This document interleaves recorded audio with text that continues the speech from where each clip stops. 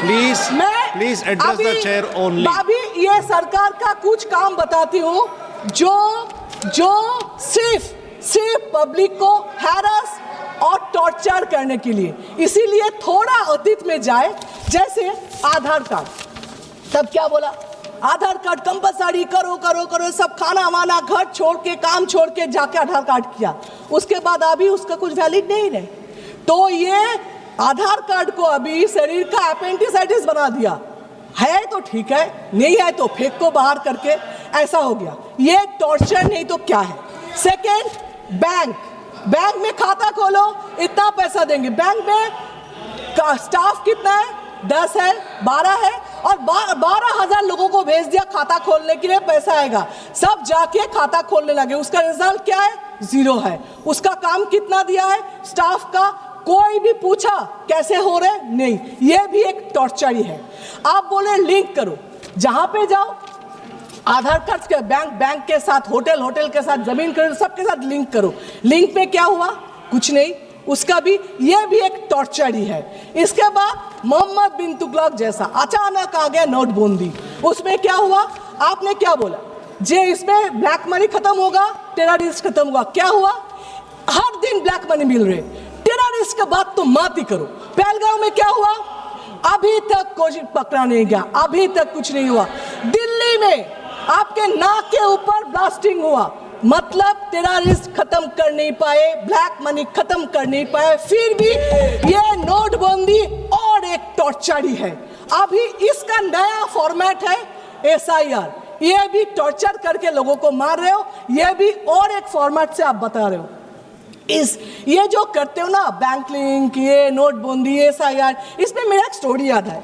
मेरे फैमिली में एक का डेथ हो गया था, जिसके हस्बैंड को डेथ हो तो वो रो रही थी, सब आके उसको संभाल रहे थे, ये करो मत करो मत करो, दुखी हो जैसे एडवाइस करते।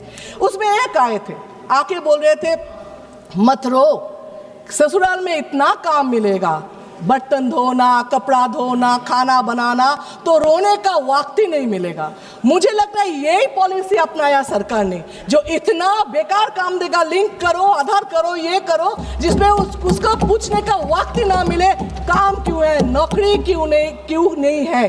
क्यों आप बोल रहे हो जो गरीब और भी गरीब हो रहे, 2-4 अमीर और भी अमीर हो रहे, क्यों टेररिस्ट रोक नहीं पा रहे हो, क्यों साइबर क्राइम रोक नहीं पा रहे हो, ये पूछने का वक्त ही नहीं मिल रहे। अब सर ये SIR क्या करेगा पता नहीं, लेकिन एक चीज किया, देश के लोगों को बेइज्जत करके रखा। एक 80 साल के बुढ़े आके पूछे, बेटा देखो बेटा, मेरा नाम, मेरा बाप दादा यहाँ पे थे, मैं भी यहाँ पे जन्म लिया, मेरा 2 जनरेशन भी यहाँ पे है, फिर भी बेटा देखो तो मेरा नाम है कि नहीं, मैं नागरिक हूं कि नहीं, मेरा बाप दादा शहीद हुए थे इस देश के लिए, देखो ना बेटा उसका नाम कहीं पे है कि नहीं। ये जो शर्म की बात है, ये शर्म देश कभी पहले देखा नहीं था।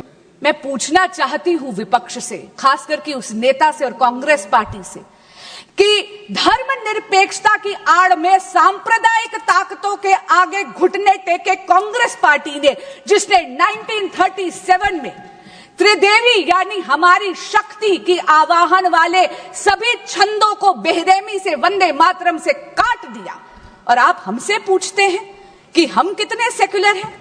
महोदया, जब ऐसे तुष्टीकरण की राजनीति के पटल पर वंदे मातरम की बलि चढ़ा दी, इसीलिए स्वर्गीय श्रीमती सुषमा स्वराज को 1996 में इसी सदन के पटल पर यह बोलना पड़ा, हाँ हम सांप्रदायिक हैं क्योंकि हम वंदे मातरम गाने की वकालत करते हैं, क्योंकि हम राष्ट्र ध्वज के सम्मान के लिए लड़ते हैं। महोदया, ये मोदी का नया भारत है। ये भारत वंदे मातरम के मूल मंत्र को आत्मसात ही नहीं करता, बल्कि ग्राउंड पर उसको चरितार्थ भी करता है। ये मोदी का नया भारत है, जहां पर बिन मांगे मैटरनिटी लीव को 12 से 26 हफ्ते बढ़ा दिया जाता है। ये है वंदे मातरम। ये मोदी का नया भारत है, जो नारी शक्ति वंदन अधिनियम पारित कर कर महिलाओं के राजनीतिक सशक्तिकरण के लिए पथ प्रशस्त करता है। ये है वंदे मातरम। ये मोदी का नया भारत है जो आयुष्मान भारत में विश्व की सबसे बड़ी हेल्थ इंश्योरेंस ही नहीं, हेल्थ एश्योरेंस स्कीम देती है। 5 लाख रुपए का मुफ्त इलाज देती है। वे वंदन कार्ड से हमारे वरिष्ठ नागरिकों का भी ख्याल रखती है। ये है वंदे मातरम। ये मोदी का नया भारत है जो न्यूक्लियर एनर्जी और भारत की स्पेस को एकाधिकार यानी सरकारी एकाधिकार से निकालकर भारतीय की युवा शक्ति उसमें अपना योगदान दे पाए, इसके लिए उसको खोलती है। ये है वंदे मातरम। ये वंदे मातरम की पराकाष्ठा है कि मोदी के नए भारत में भारत की अर्थव्यवस्था 11वें नंबर से वैश्विक पटल पर 4थे नंबर पर आज आ गई। ये मोदी का नया भारत है जहां पर वंदे मातरम चरितार्थ होता है मेरे देश के युवा के लिए, जहां पर भारत की स्टार्टअप इकोनॉमी वैश्विक पटल पर 3rd लार्जेस्ट इकोसिस्टम बन जाता है। लेकिन आज मेरा मन बहुत व्यथित है। मेरा मन बहुत व्यथित है क्योंकि एक बहुत ही माननीय सांसदा ने यह कहा कि वंदे मातरम की बहस हो रही है। महोदया, शायद मेरी तरह वो भी पहली बार की एमपी है। हम दोनों ने इस सदन में मात्र 12 महीने ही गुजारे हैं। आपके माध्यम से मैं उनको कहना चाहूंगी कि ये चर्चा है जो सकारात्मक होती है, ये बहस नहीं है। माननीय सांसदा ने कहा कि आप अतीत में क्यों मंडरा रहे हैं। महोदया, मैं आपके माध्यम से कहना चाहूंगी कि जो सभ्यता अपने इतिहास को भुला देती है उसका कोई भविष्य नहीं होता, क्योंकि इतिहास से यदि आप उसकी गलतियों से सीखते नहीं हैं तो इतिहास वो गलतियां आपके लिए दोहराता है। आज उन्होंने कहा कि ये चर्चा एक चुनावी अमले में है क्योंकि उन्होंने बंगाल के चुनाव की बात करी। मैं आपके माध्यम से उनको कहना चाहूंगी कि बंगाल वंदे मातरम की जन्मभूमि है। बंगाल वो पावन धरती है जिसने आजादी का ये मूल मंत्र दिया, ये जय घोष दिया, जिसने स्वदेशी का ये उद्घोष दिया। लेकिन आज बहुत गंभीर और चिंताजनक स्थिति में है मेरा बंगाल। क्यों? क्योंकि वहां की रूलिंग डिस्पेंसेशन वंदे मातरम की आत्मा का गला घोट रही।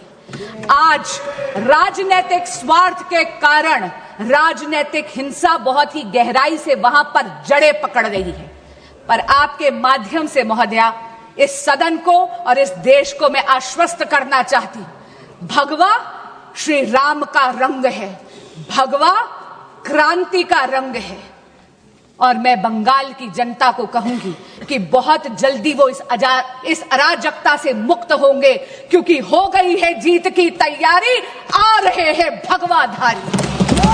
महोदया, बिहार तो केवल झांकी है, पश्चिम बंगाल बाकी है।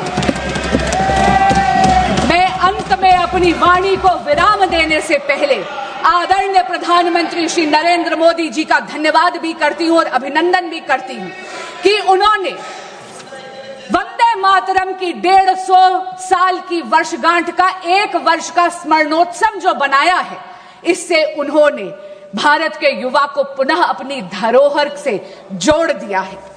महोदया, वंदे मातरम सतत है, शाश्वत है, समृद्ध भारत की प्रेरणा है, विकसित भारत की आधारशिला है।